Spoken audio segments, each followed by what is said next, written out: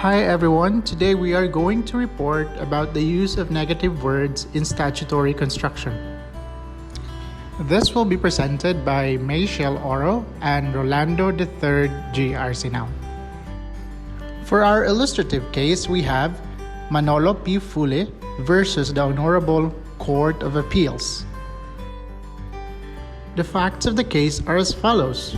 This is a petition for review on certiorari of the decision of Respondent Appellate Court, which affirmed the judgment of the Regional Trial Court, Lucena City Branch, convicting the petitioner in violation of Batas Pambansa Bilang 22 or the Bouncing Checks Law on the basis of the stipulation of facts entered into between the prosecution and the defense during the pre-trial conference in the trial court.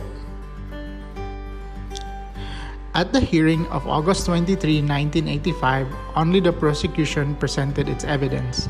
At the subsequent hearing on September 17, 1985, the petitioner appellant waived the right to present evidence and in lieu thereof submitted a memorandum confirming the stipulation of facts. The trial court convicted the petitioner appellant on appeal. Our Respondent Appellate Court upheld the stipulation of facts and affirmed the judgment of conviction. Hence, this recourse, with petitioner appellant contending that the Honorable Respondent Court of Appeals erred in the decision of the Regional Trial Court convicting the petitioner of the offense charge, despite the cold fact that the basis of the conviction was based solely on the stipulation of facts made during the pre-trial on August 8, 1985, which was not signed by the petitioner nor his counsel. However, Section 4 on the Rules of Criminal Procedure states that pre-trial agreements must be signed. No agreement or admission made or entered during the pre-trial conference shall be used in evidence against the accused unless reduced to writing and signed by him and his counsel. Having been effective since January 1, 1985, the above rule is applicable in this case. Now, the issue in this case is whether or not the omission of the signature of the accused and his counsel, as mandatorily required by the rules, renders the stipulation of facts inadmissible as evidence. The ruling of the court is yes.